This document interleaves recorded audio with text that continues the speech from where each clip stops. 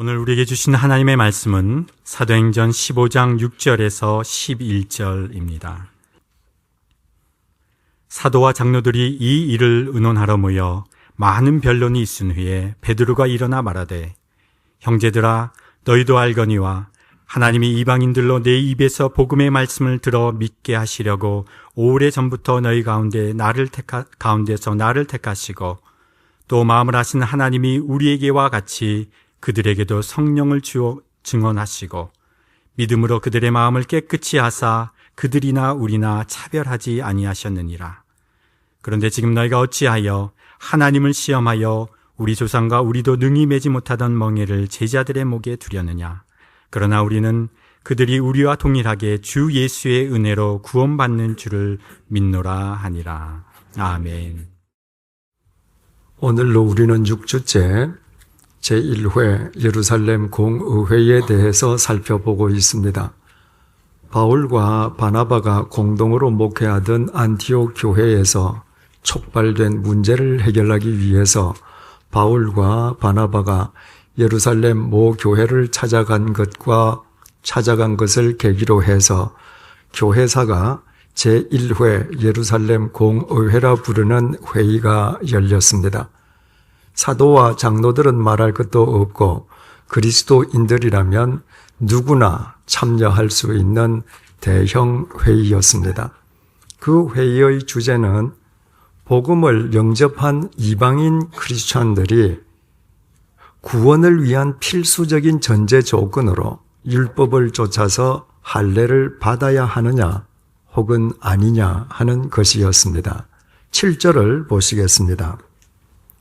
많은 변론이 있은 후에, 많은 변론이 있었다고 하는 것은 구원을 위한 필수적인 전제 조건으로 이방인에 대한 할례를 고집하는 측과 할례를 반대하는 측 사이에 오랜 시간에 걸쳐 논쟁이 있었음을 의미한다고 했습니다.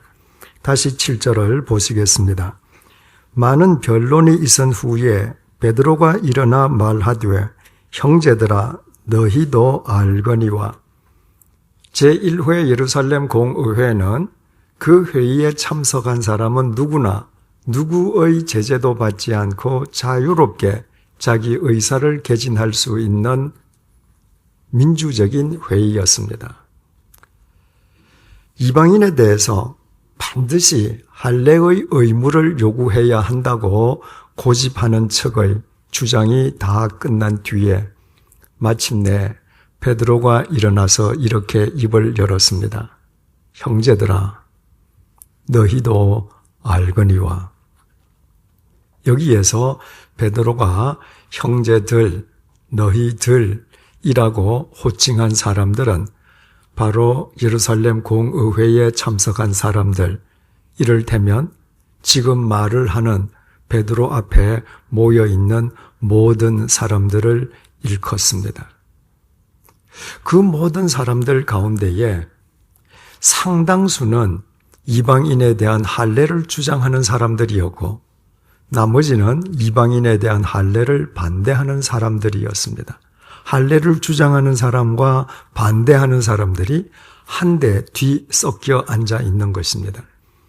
베드로는 그 모든 사람들을 통칭해서 너희들이라고 부르면서 너희들도 이미 알고 있다고 말을 합니다. 도대체 그들이 무엇을 알고 있다는 의미였겠습니까? 하나님 아버지께서 베드로 자신을 도구로 삼아서 할례도 받지 아니한 가이사랴의 이방인 고넬료 일행에게 어떻게 구원의 은혜를 거저 베풀어 주셨는지 베드로 자신과 함께 신앙생활을 하고 있는 예루살렘의 그리스도인 너희들도 이미 알고 있지 않느냐는 의미였습니다. 7절을 다시 보시겠습니다. 많은 변론이 있은 후에 베드로가 일어나 말하되, 형제들아, 너희도 알거니와 하나님이 이방인들로 내 입에서 복음의 말씀을 들어 믿게 하시려고 오래전부터 너희 가운데서 나를 택하시고. 베드로는 그곳에 모여 있는 모든 예루살렘 교인들에게 분명하게 말을 했습니다. 하나님 아버지께서는 할례받지 아니한 이방인 고넬료 일행에게 복음을 전해주시기 위해서 너희들 가운데에서 바로 나 개인을 택하셨던 것을 너희들도 알고 있지 않느냐고 말한 것입니다.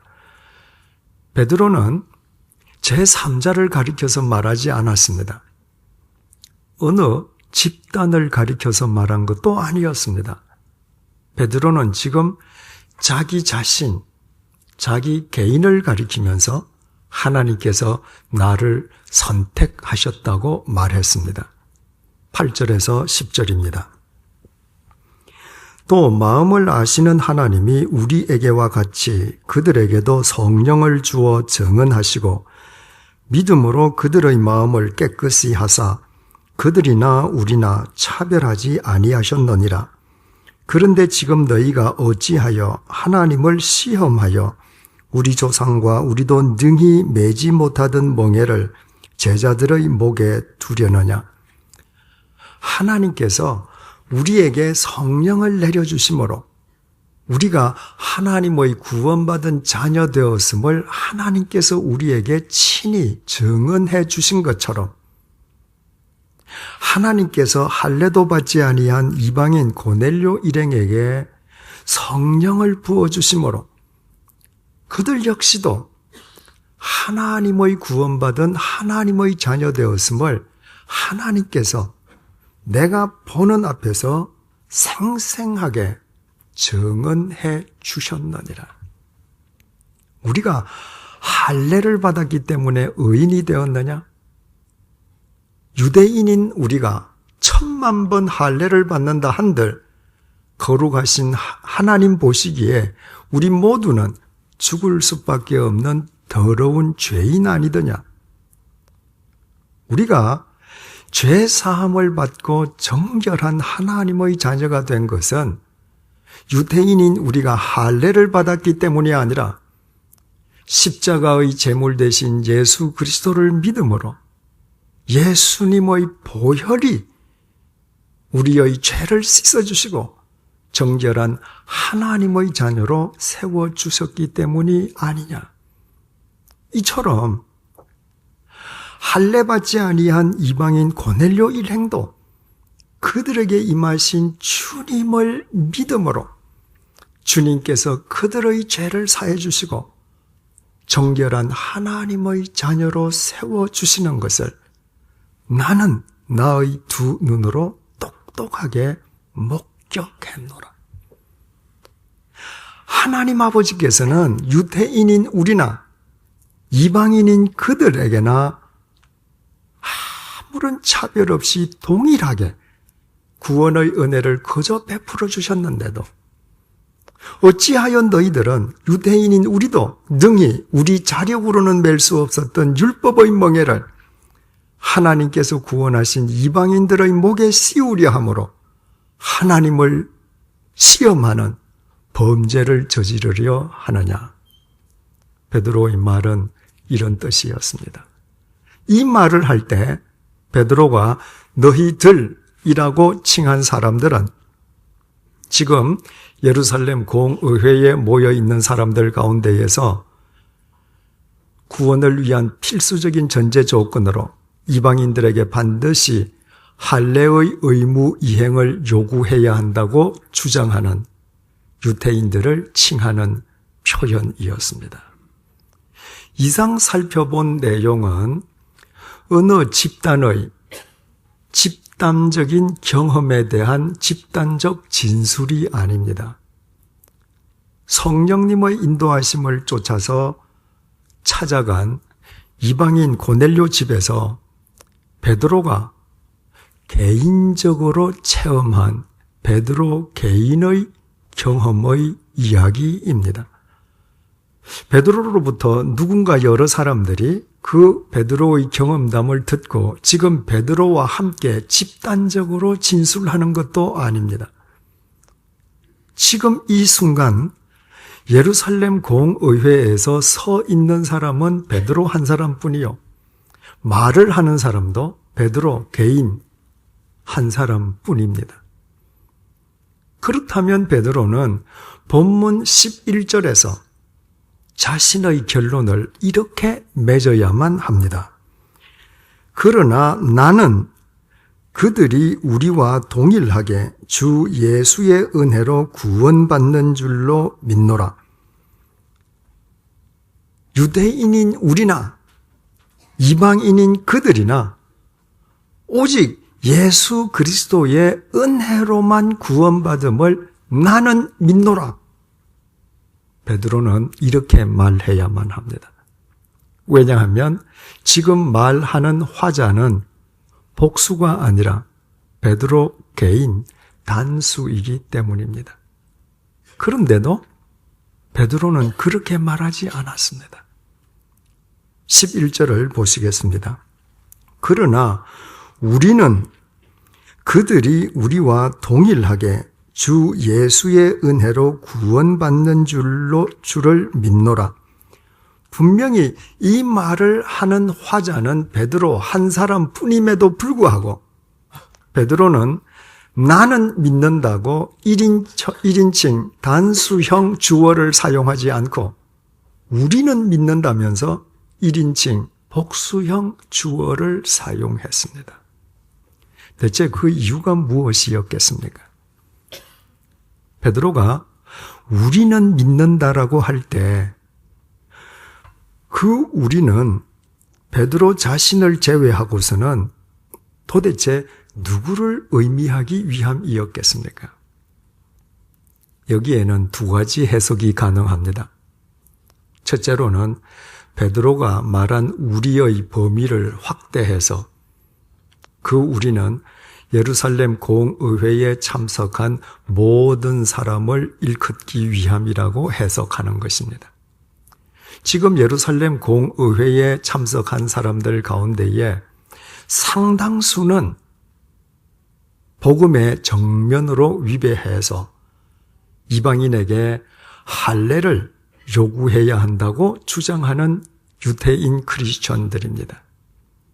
그럴지라도 그 사람들까지 포함해서 우리 모두는 유대인이든 이방인이든 오직 예수 그리스도의 은혜로만 구원받음을 반드시 믿어야 한다는 의미에서 베드로가 우리는 믿는다라고 말한 것으로 해석하는 것입니다.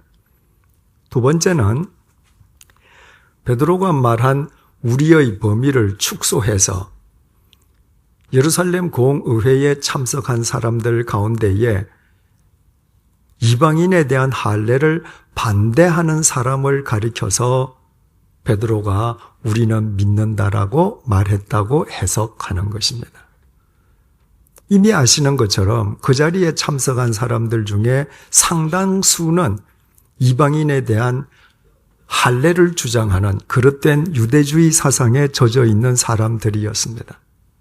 그래서 베드로는 너희들은 비록 복음에 위배되게 이방인에 대한 할례를 주장한다 할지라도 할례에 반대하는 우리들은 유대인이든 이방인이든 오직 예수 그리스도의 은혜로만 구원받음을 믿는다는 의미에서 우리는 믿는다라고 말했다고 해석하는 것입니다. 그 두 해석 모두 일리가 있습니다. 그러나 그 두 해석 모두 본문에 입각한 해석인 것은 아닙니다. 베드로가 우리는 믿는다라고 말할 때 그 우리가 실제로 누구를 의미했는지는 다음 시간 우리가 상세하게 살펴볼 본문 12절이 정확하게 그리고 구체적으로 밝혀주고 있습니다. 12절을 보시겠습니다. 온 무리가 가만히 있어 바나바와 바울이 하나님께서 자기들로 말미암아 이방인 중에서 행하신 표적과 기사에 관하여 말하는 것을 듣더니 베드로가 유대인인 우리나 이방인인 그들이나 오직 예수 그리스도의 은혜로만 구원받을 수 있음을 우리는 믿는다라고 결론 내린과 동시에 바울과 바나바가 일어났습니다. 그리고 바울과 바나바는 계속해서 하나님께서 자신들을 들어서 이방인들을 구원하시기 위해서 표적과 기사를 어떻게 행해 주셨는지를 소상하게 밝히기 시작했습니다. 이 내용을 밝혀주는 12절은 베드로가 우리는 믿는다라고 말할 때 그 우리는 베드로 자신 이외에 바울과 바나바를 의미한다는 사실을 입증해 주고 있습니다. 베드로, 바울, 바나바 이 세 사람의 공통점은 세 사람 모두 본문의 시점 이전에 이방인을 위한 하나님의 도구로 쓰임받았던 유경험자들이었다는 것입니다. 베드로는 이미 우리가 아는 것처럼 가이사랴의 이방인 고넬료를 위한 하나님의 도구로 쓰임받았고, 바울과 바나바는 비스디아 안티옥에서, 이고니온에서, 루스드라에서, 버가와 더베에서 수없이 많은 이방인들을 위한 하나님의 도구로 쓰임받았습니다. 차이가 있다면 베드로는 그때까지 이스라엘 영 내에 있는 이방인을 위한 하나님의 도구로만 쓰임받았던 데 반해서 바울과 바나바는 이스라엘 경계 너머의 이방인들을 위한 하나님의 도구로 쓰임받았다는 것입니다. 그러나 2000년 전 당시로 돌아가면 유대인들이 이방인에게 복음을 전한다는 것은 오늘날 우리가 생각하는 것만큼 간단한 일이 결코 아니었습니다. 베드로가 하나님의 명령을 쫓아서 이방인 고넬료의 집을 찾아갔을 때 고넬료의 집에는 고넬료의 일행, 말하자면 이방인들이 가득 모여 있었습니다. 그 이방인들을 만난 베드로가 그들에게 가장 먼저 한 말의 내용을 사도행전 10장 28절에서 29절이 이렇게 밝혀줍니다. 유대인으로서 이방인과 교제하며 가까이 하는 것이 위법인 줄은 너희도 알거니와 하나님께서 내게 지시하사 아무도 속되다 하거나 깨끗하지 않다 하지 말라 하시기로 부름을 사양하지 아니하고 왔노라. 선민의식에 젖어 있던 유대인들은 자기 민족을 제외한 모든 이방 민족들을 짐승으로 간주하면서 이방 민족과 교제하거나 함께 식사를 하거나 이방인의 집에 찾아가는 것을 절대적으로 금기시했습니다. 그렇게 할 경우에 부정한 이방인의 부정이 자신들에게 전이된다고 믿었기 때문입니다. 따라서 고넬료처럼 이스라엘 영 내에 살던 이방인들 역시 그 폐쇄적이고도 독선적인 유대인들의 몹쓸 관습을 잘 알고 있었습니다.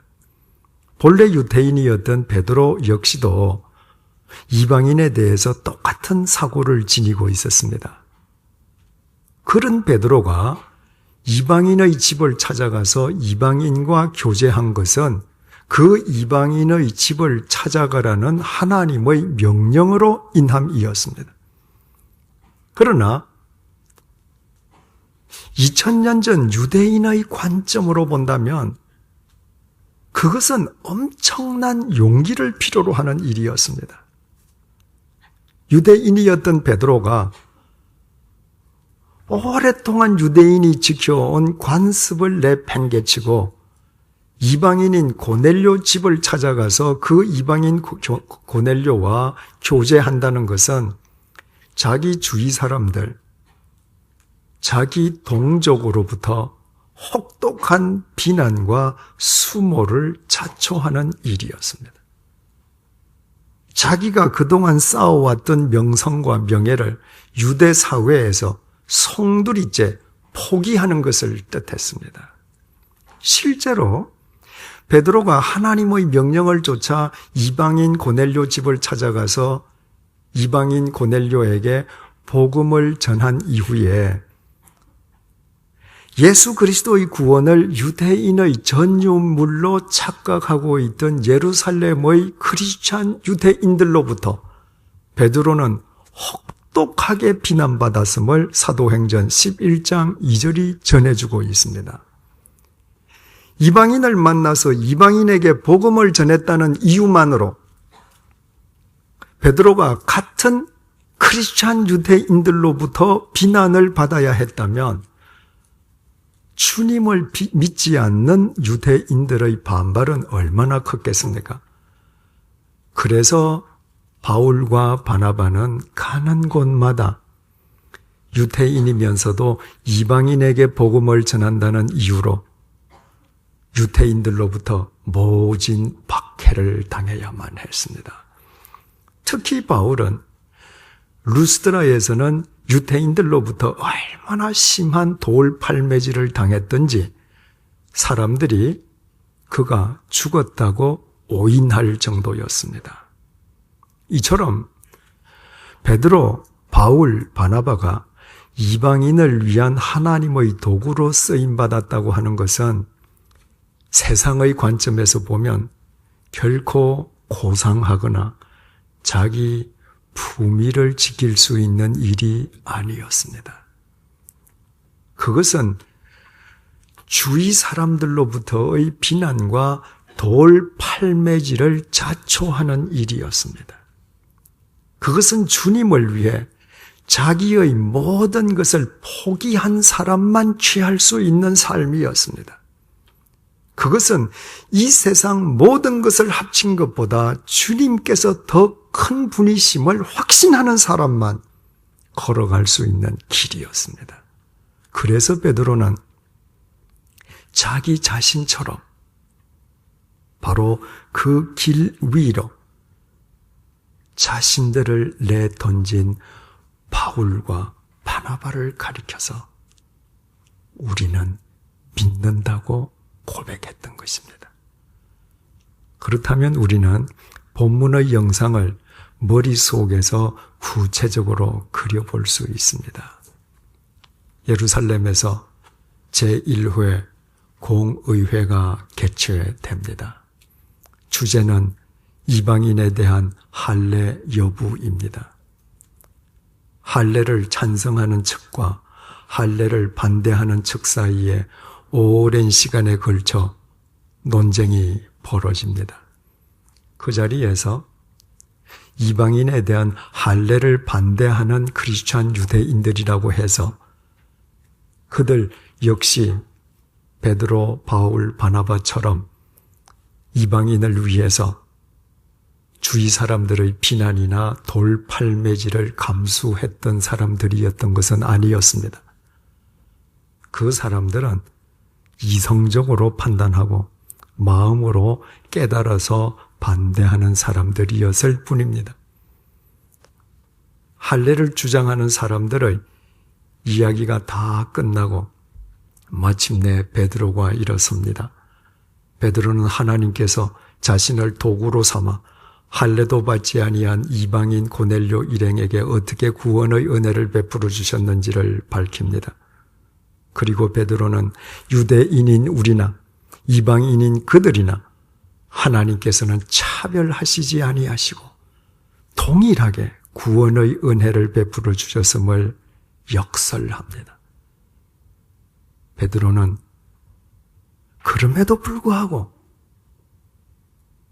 유대인인 자신들도 능히 맬 수 없었던 율법의 멍에를 하나님께서 구원하신 이방인들에게 씌우려 하는 것은 그 이방인들을 당신의 백성으로 구원하신 하나님을 시험하는 범죄라고 단정짓습니다.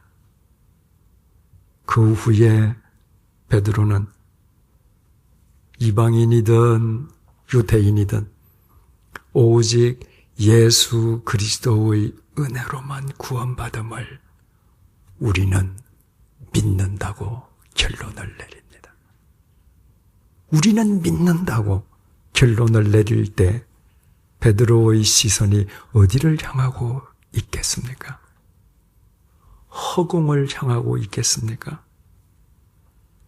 자기 앞에 있는 그 무리들을 향하고 있겠습니까? 그럴 리가 없습니다. 본문의 영상을 더 구체적으로 그려보십시다.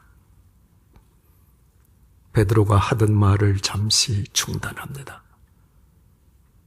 그리고 좌우를 살펴본 뒤에 자기가 지금 말하는 우리는 믿는다라고 말할 때 그 우리가 누구를 의미하는지 그 자리에 있는 모든 사람들이 정확하게 이해할 수 있도록 베드로는 자기의 시선을 바울과 바나바에게 돌립니다.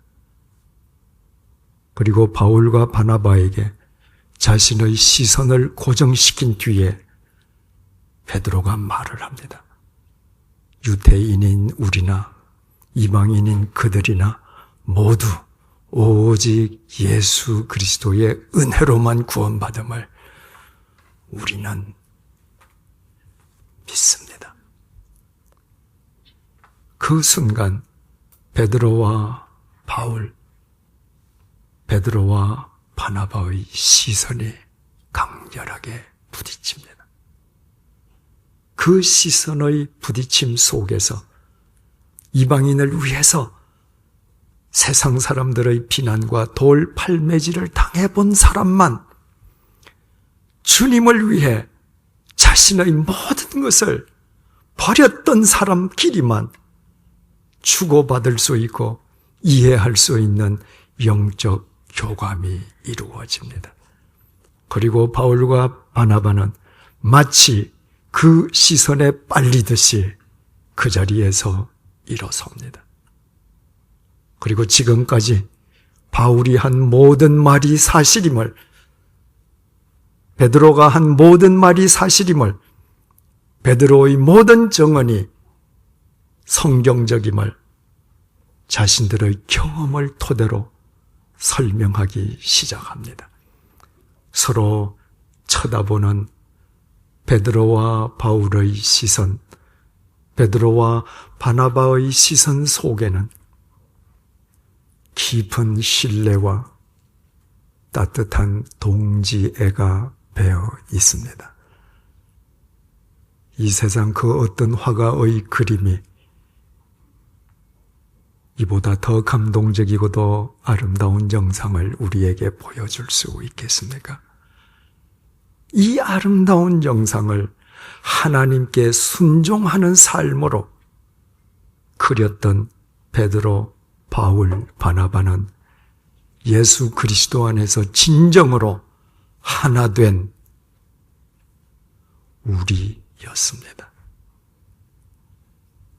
그 세 사람은 오늘 우리로 하여금 신앙 공동체의 참된 의미를 깊이 성찰케 해 줍니다. 우리는 이 세상 어느 나라 사람들보다도 우리라는 말을 남용합니다. 사람들은 흔히 자기 부모, 자기 아내, 자기 남편, 자기 집을 가리켜서 우리 부모, 우리 와이프, 우리 남편, 우리 집이라고 말을 합니다. 우리 부모, 우리 와이프, 우리 남편, 우리 집이라면 자신이 지금 말하고 있는 주위 모든 사람들과 함께 공동으로 모시는 우리 부모, 모두를 위한 공동의 와이프, 공동의 남편, 공동의 집이라는 뜻으로 그것은 전혀 사리에 닿지도 않는 표현입니다. 그러나 우리는 우리라는 말에 관해서는 사리를 따지지 않고 해프게 사용합니다. 우리가 우리를 해프게 사용한다고 해서 그 의미가 반드시 긍정적이냐 하면 그런 것도 아닙니다. 우리가 우리라고 말을 할 때 그 우리는 주로 혈연, 지연, 학연, 이권을 토대로 하고 있기에 우리가 남이가 하는 표현처럼 부정적인 의미일 때가 더 많습니다. 일단 우리의 범주 속에 들어오기만 하면 모든 불법과 탈법이 묵인되는 것입니다. 일단 우리라고 부르기만 하면 그 사람이 제3자에게 어떤 잘못을 저질러도 그냥 용납되는 것입니다. 세계에서 우리라는 말을 가장 해프게 사용하는 우리나라가 부패 지수에서 수치스러운 기록을 갖고 있는 것은 이와 무관하지 않을 것입니다. 그렇다면 주님을 믿는 우리에게 우리의 의미는 과연 무엇입니까? 세상 사람들을 쫓아서 세상 사람들처럼 이권을 위해서 거짓과 벗 삼으면서도 우리이기 때문에 서로 그냥 묵인하는 관계를 의미합니까? 그렇다면 우리가 아무리 교회에 다녀도 우리의 수가 설령 하늘의 별처럼 많아진다 할지라도 우리는 본문 속에서 베드로가 말한 우리가 될 수는 없고 우리가 우리라고 부르는 우리의 가정과 교회는 참된 신앙 공동체가 될 수도 없습니다. 우리 모두 주님을 위해 우리 자신을 던지는 이 시대의 베드로가 되십시다. 주님을 위해서라면 세상의 비난이나 돌팔매질을 두려워하지 않는 바울이 되십시다. 이 세상 모든 것을 합친 것보다 주님께서 더 크신 분이심을 확신하면서 일평생 주님의 길을 쫓는 바나바가 되십시다. 그때 우리는 가족 간에, 교인 간에 한마디 말을 하지 아니해도 우리끼리만 알 수 있는 심오한 영적 교감을 나눌 수 있을 것입니다. 나아가 우리는 가족 간에, 교인 간에 서로의 눈빛 속에서 깊은 신뢰와 따뜻한 동지애를 읽을 수 있을 것입니다. 그와 같이 참된 신앙 공동체를 이룬 우리가 예수 그리스도 안에서 일구어가는 삶은 이 세상 그 어느 화가도 흉내낼 수 없는 아름답고도 감동적인 영상으로 이 시대의 역사 속에 각인될 것입니다. 주님 안에서 진정으로 우리 된 베드로, 바울, 바나바를 통해서 역사하신 주님께서 주님 안에서 하나 된 우리를 통해서도 반드시 역사하실 것이기 때문입니다. 기도하시겠습니다.